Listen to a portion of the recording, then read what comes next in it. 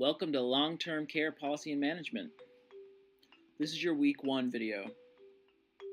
I hope everyone made it through the introduction video, and of course if you have any comments, questions, or concerns, reach out to me. I can be reached at my email or cell phone number at any time. I will get back to you as soon as possible, usually in less than 24 hours. So your week 1 topic is really an introduction. Chapter 1 in your textbook should be read first before this video so that we can go into some things a little deeper. The book gives a good overview, but let's go into a couple of things more deeply this week. First of all, what is long-term care? A good place to start this course is defining what it is. Unfortunately, I can't give you a solid definition because it probably will just change again. Long-term care is fairly new, so let's just discuss the parameters of what long-term care probably means. Classically, long-term care meant nursing home.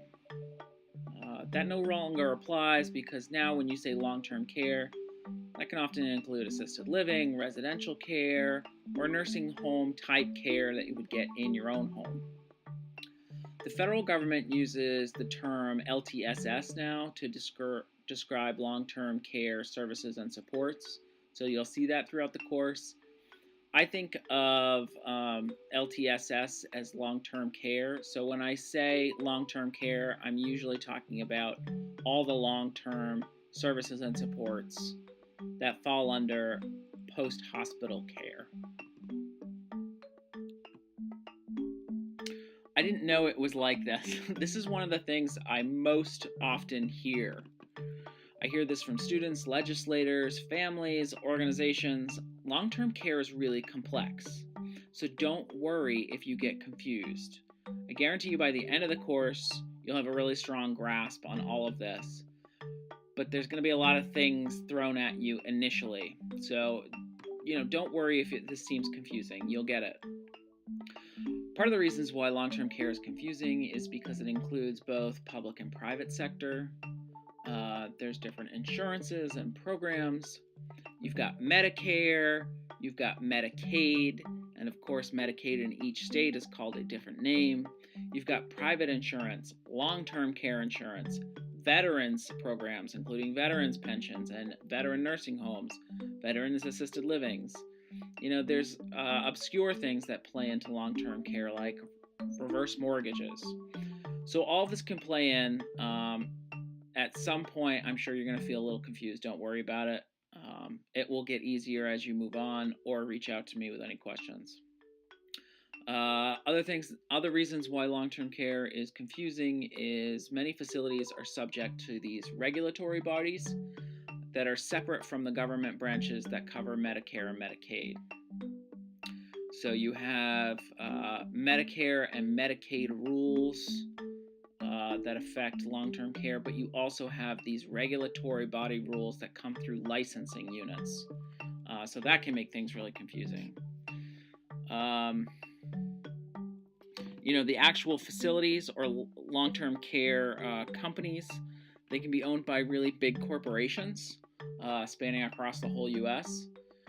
They can be owned by the government, or they can be owned by a relatively small company. There's actually quite a few mom and pop long-term care organizations.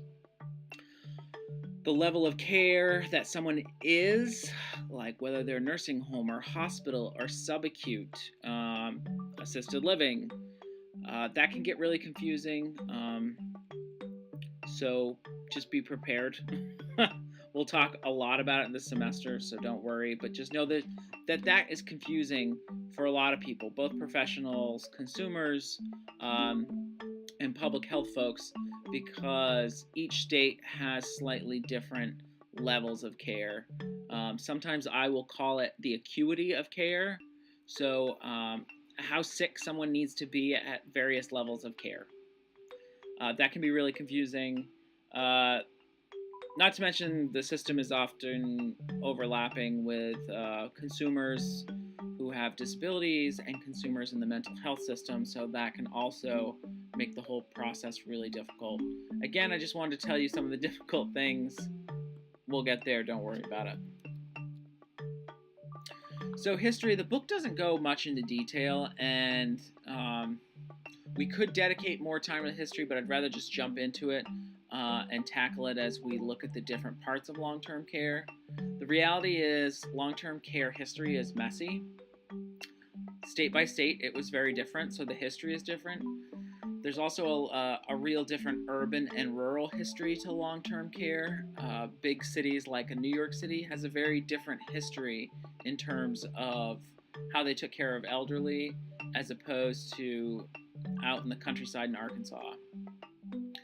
I mean, generally, there was a lot of care provided by families, churches, small boarding homes, almshouses at the turn of the century. Around mid-century, so post-war, 1950s, we started to see these nursing homes grow out of hospitals, which is why some of the older nursing homes really just look like a hospital. And then really from the 70s, 80s till now, a lot of the changes has been in the acuity, or how sick or how much help you need has changed. Hospitals have been much better in the last 30 years about keeping people going, but a lot of people need a lot of help to keep going. So that's really what's changed. So there's the last 100 years in a really brief nutshell. So I want to go over some of the terms this week.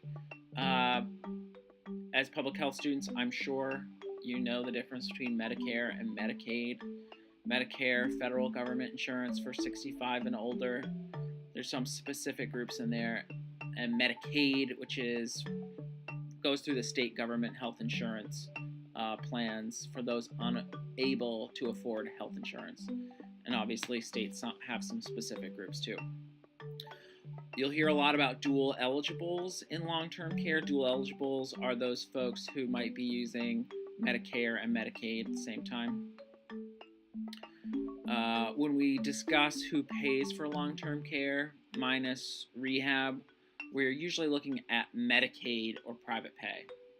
We'll talk a lot about this. Medicare does not pay for long-term care.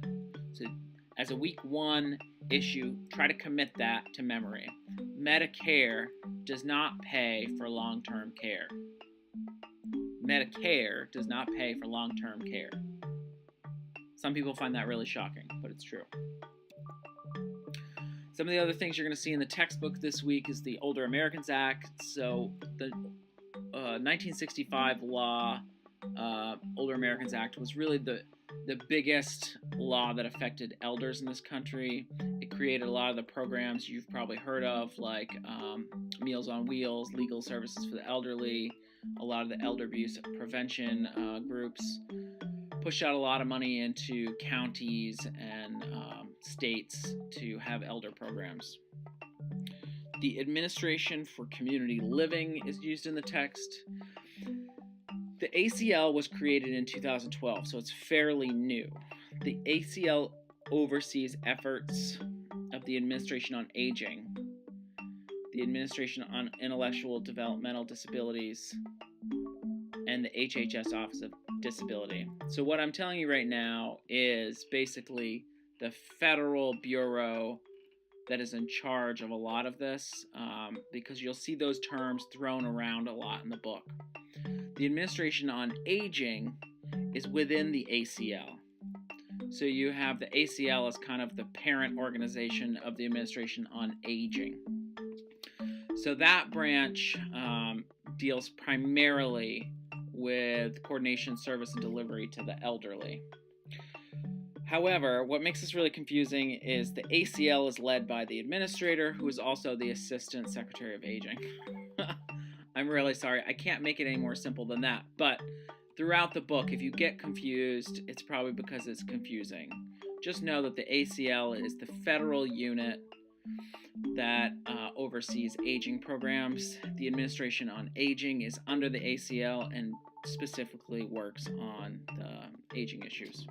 I've included an organization chart if you're curious about how the federal government hierarchy works with this stuff. Now, keep in mind that in each state, you probably have a similar setup. So each individual of the 50 states will have either a unit on aging or a unit on the elderly, and that probably sits within the Department of Health and Human Services. They probably also have an adult protective unit, which is elder abuse unit or guardianship unit. So I'm showing you this because the federal bureaucracy and the state bureaucracy probably looks somewhat similar. So trends and where to start. You'll see throughout the semester that long-term care is pretty messy. Some of the important issues that you'll see come up again and again are the swollen baby boomer class. So if you haven't learned about the swollen baby boomer class from either other classes or just from watching the news, you have a post-war baby boom of people who are now going on to Medicare and needing long-term care services. This class of folks who are about age 70 to age 55 make up a huge amount of the population, much more than the other groups following. That presents a problem because when you are trying to figure out how many beds to build for a nursing home, you might build too many beds and then not need them 10 years from now. So you're going to see baby boomers come up a lot in this course because you have a swollen class with a much bigger population than the generations following it. Acuity levels. Acuity is simply how sick someone is or how much help they need. The acuity levels for the different long-term care facilities, like a nursing home and an assisted living, are different. So most of the time, you qualify to be in the hospital if you're really, really sick. You qualify for the nursing home if you're really sick. And you qualify for assisted living if you're not really sick. That's an oversimplification, but just know that there's different acuity levels. We will talk about them throughout the course. Each state probably has different requirements for acuity to access the different types of long-term care. Payment is also confusing because we're going to talk about Medicaid, and each state makes choices about what they pay for through Medicaid. But most of the time, Medicaid will pay for assisted living and nursing home and residential care. And so it's hard because we can teach you one thing, but it would be very different from state to state. So just keep that in mind. And then another important issue to pay attention to is staying in the community. There's been a huge push the last couple decades, and especially right now, for people to not need long-term care in a facility, not go to the nursing home, not go to the assisted living, not go to the residential care, but get their care in home. A, because it's better, it's healthier for people to not go into a facility. And B, because it's actually less expensive, which is a little counterintuitive, but they've shown that it's true. So going to a nursing home is much more expensive than going home. So those are the trends. It was a lot of information, but I just want to get you thinking about these things before we move into the course. This week is really about strengths and weaknesses, and I just want to start off the course with thinking about what are the strengths, what are the weaknesses of this system. So for week one, really just think about that. You're going to be able to do it in the discussion board and talk to one another about what you think they are. You can just Google on the internet things about nursing homes and just start to think where, if you were going to change something, what would you change? There's going to be ample opportunity throughout the course to think about this. But for those of you who are really curious, just go out there and search around. One of the funnest things to do is try to find out, pretend your relative needs a nursing home. just go explore the nursing home that's closest to you and see what you find. Later on, we're going to talk about what could be fixed, what could be made better, and so this is just the groundwork for that. So I don't want to do a really long video for week 1. As always, I'm here for your questions, comments, or concerns. Feel free to reach out at any point. Also, watch this next. It's a very short video about reoccurring issues in long-term care. Thanks, and I will see you next week.